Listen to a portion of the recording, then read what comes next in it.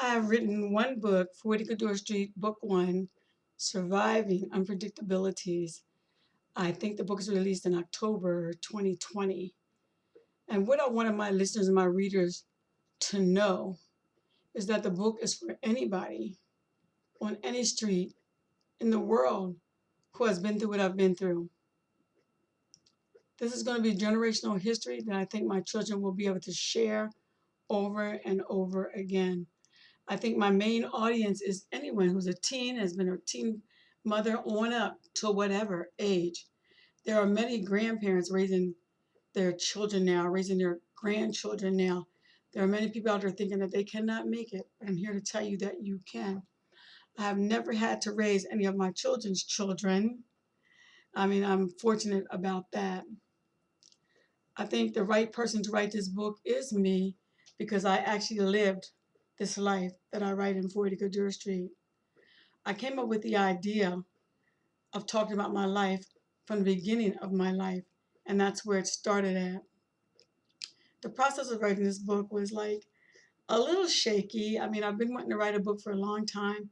I've told so many stories over my life to different people, children, family, friends, siblings, and they would get a kick out of laugh, or sometimes they'd cry about some of the stories I told them. And almost everybody in that crowd, in that audience, would say, Sandra, you need to write a book. So for years and years and years, I said I was going to write a book. It was getting close to my 70th birthday, maybe 6 months out, and I was working part-time. And I decided that I was going to quit on my 70th birthday and start writing the book. Well, June the 14th, 2 years ago, was a Friday, and I quit work. But I didn't start writing the book. I got lazy. I had fun in the summer. I did nothing. And then my sister, my god sister, Portia Owens, met a young lady who is a business strategist. Her name is Kearse-Stockton. She introduced her to me and told her that I wanted to write a book. And Coretta called me and we talked. Excuse me, let me get some tea. Excuse me for a minute. Hopefully you have your cup of tea with you and you're enjoying this as much as I am. I met Miss Doctor and she called me one day and she said, so you want to write a book? I said, I do. So the rest is history. I hired her and she works with me for a year or so, getting the book out. And eventually the book was all done and it's on the market.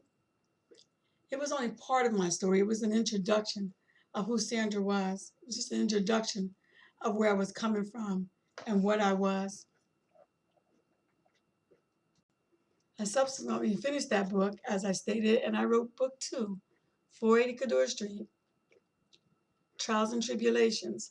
Things just continue to pop up in my life that I have to work with and get over. And trust me, you think life gets easier as your children go up? Life gets harder as your children go up. And your children are adults and out the door, things still come back to grab you. And you have to have your roller skates on and be ready to go, with whatever direction they're going in, because that's how it is. Both of my books are live on Amazon right now as we speak. Surviving Unpredictabilities and Trials and Tribulations. I'm going to read a dedication from my book that I put in the first book. This book is dedicated to all the women and men, with or without children, trying to survive life as we know it in the world today. Giving a special shout out to the following persons. My sister Mary Elizabeth Smallwood Richardson, my sister Mabel Lee Reed, my sister Dorothy Mae Smallwood Stewart, rest in peace, my sister Virginia Smallwood Mitchell, my sister Benita Faith Smallwood Swine, my brother Clifford Earl Bucky Smallwood, rest in peace, my brother, my daughter Kimmy Jo, my son Kevin Scott Kearse Sr., my daughter Carmen Trina Chevelle Kearse, my son Keenan Wynn Kearse Sr., rest in peace, my son, and my niece Tracy Smallwood. A shout out also to a host of grandchildren, great-grandchildren, foster children. My husband and I have fostered over 100 children in the D.C., Maryland, and Virginia area. Nephews, nieces, aunts, uncles, friends, and colleagues, I appreciate you. This poem I'm about to read to you, excuse me, let me get a little tea. This poem I'm about to read to you is called Abundant Living. It's an anonymous author from the book of Shared Treasures, compiled by Rosalind J. Young. To all of you, think deeply, speak gently, laugh often, work hard, give freely, pay promptly, pray earnestly, and be kind to others and yourself always. The foreword in the first book is written by Colonel Sharon Singleton, retired full-blown colonel in U.S. Army. In 1999, I transferred to the U.S. Army Reserve Hospital located at Walter Reed Army Hospital in Washington, D.C. It was there that I met Lieutenant Colonel Sandra Stockton. She was quite engaging as we chatted about our lives, families, children, careers, etc.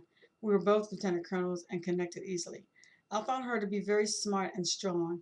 I remember feeling shocked when she mentioned that she had lost two close family members in a house fire just years before. Her eyes welled with tears that streamed down her face. I was stunned by the internal. I apologize. I was stunned by the enormity of her loss and thrown off to see this strong officer present with a vulnerable side. And although I offered condolences and support, I felt inadequate at best. I felt a bind with her for trusting and sharing that part of her life with me so readily. I have no problem sharing my life with anyone if they ask me questions. If it's something that can help somebody, then I'm willing to sit down and talk with them and explain to them. And if there's any time in my life or any part of my life that I could share that would help somebody to understand and accept their life, then I'm willing to do that. Let me continue with a little bit of the introduction from my first book. Introduction. Everything that you hear me say in this video is from my memories, from my perspective only. Although my siblings have experienced many of the same things that I have experienced, their perspective might be very different from mine. We were all cut from the same cloth, but all very different. With that, allow me to introduce you to my family and me. Welcome to the life of Sandra Lee Smallwood.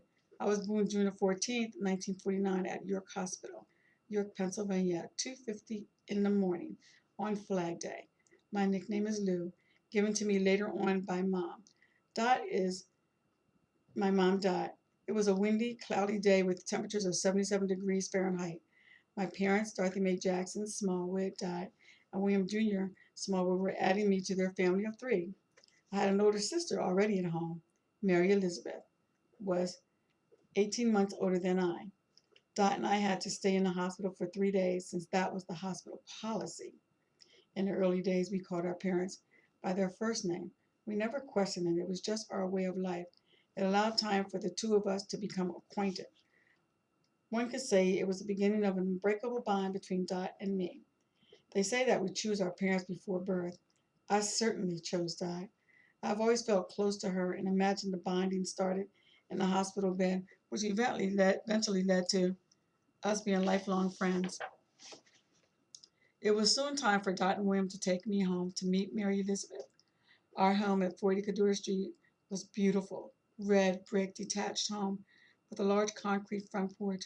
We walked through the vestibule to get to the inside of the rest of the house, followed by the living room. It was enormous and open, with huge front windows that faced the street.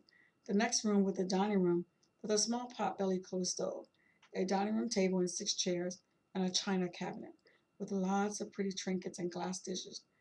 There was also a sizable tall window in the left corner of the room. That window gave a view to the concrete side of the gigantic backyard. The kitchen was enormous, with a big wooden stove and a big table. It looked like an army could fit at the table. We also had a very large coal and wood-burning stove and a fridge that had to have dry ice inside to keep food cold. At the back of the house, there was a spacious wooden back porch with railings around it. There was also a small closed-in corner outhouse. The outhouse had a toilet that flushed. There was no heat in that room and no running hot water, only cold water. Therefore, in the winter, you did not want to stay in there too long. It was dark. One would have to feel around for the string coming from the ceiling to pull it on to get the light on. It was crazy in there, and at any given moment, a rat could show up. To get to the yard, we had to walk down a few steps from the porch. Our backyard was spacious, with a big tree that our dog's chain wrapped around to tether her. Our dog's name was Rex. To tether him, I apologize. My spirit was already in that house. I could feel that I had visited there before my birth. William and Doc continued to add to the family. William was always hoping for a boy, but girls just kept on coming.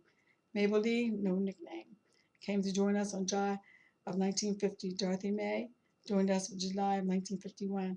Virginia joined us in 1952. Bonita Faith came aboard in June 1954, nicknamed Nene. And finally, a little brother in September 1955, Clifford Earl, named Bucky. Mary had no nickname. By the way, Dot gave me my nickname because it reminded her of the cartoon little girl on television, Little Lulu. She said I was always getting into something like her.